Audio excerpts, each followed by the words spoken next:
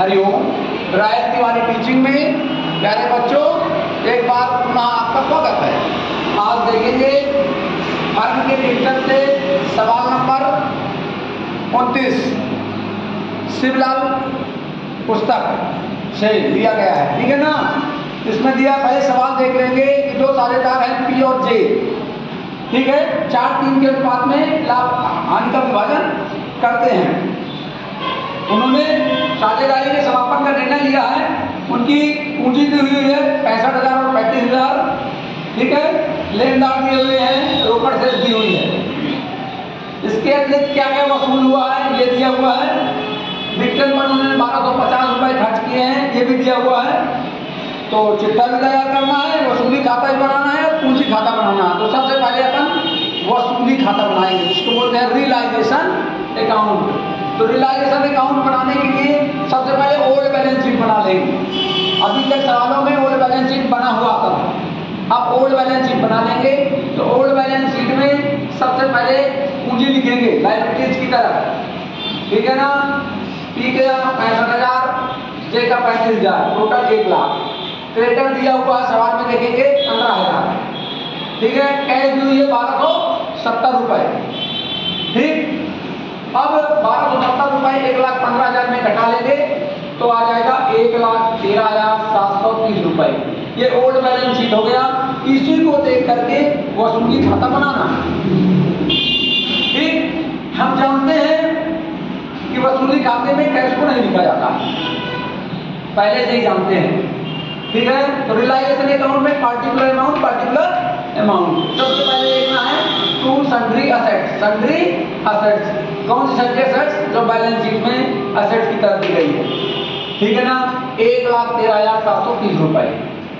To cash account लिख करके creditor लिखना है। कौन सा? समायोजन में जो दिया हो, लेकिन समायोजन में इसमें नहीं दिया हुआ है तो यही वाला क्रेडिटर ले लेना 15,000 रुपए, ठीक। टू कैश अकाउंट कोष्टक में एक्सपेंसेस, समापन व्यय या वितरण के व्यय या वसूली के व्यय कुछ भी दिया हो उसको लिख लेना है 1,250 रुपए, ठीक है ना प्यारे बच्चों। फिर इसके बाद देखेंगे यहाँ सन्ड्री लायबिलिटीज, जिसको मैं केवल दिया है क्रेडिटर, तो सीधे लिख देना है क्रेडिटर 15,000 रुपए, ये लिखा हुआ है, ठीक। वसूल हुई संपत्तियां 1,09,000 रुपए। रोकड़ के अतिरिक्त शेष संपत्तियां 1,09,000 वसूल हुए, उसको लिखा है 1,09,000 रुपए। अब डेबिट पक्ष को जोड़ना है 1,29,980 रुपए आया, उसमें 1,09,000 और 15,000 जोड़ के घटा देना है तो 5,980 रुपए आया।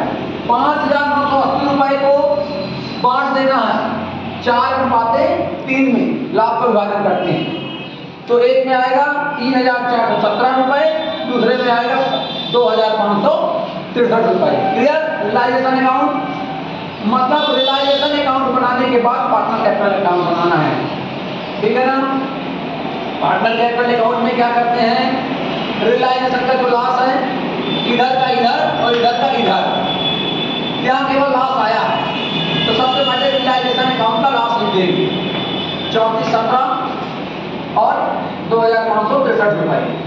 बाई की तरफ केवल पूंजी 65,000 और 35,000, तो बैलेंस बाई बैलेंस बीडी, ठीक। 65,000 में 3,470 रुपए घटाए तो कैश आ गया 61,583 रुपए, और 35,000 में से 2,563 घटाया तो 32,437 रुपए, ठीक है प्यारे बच्चों। इस बार पार्टनर कैपिटल अकाउंट बन गया। अब बनाएंगे अपन कैश अकाउंट।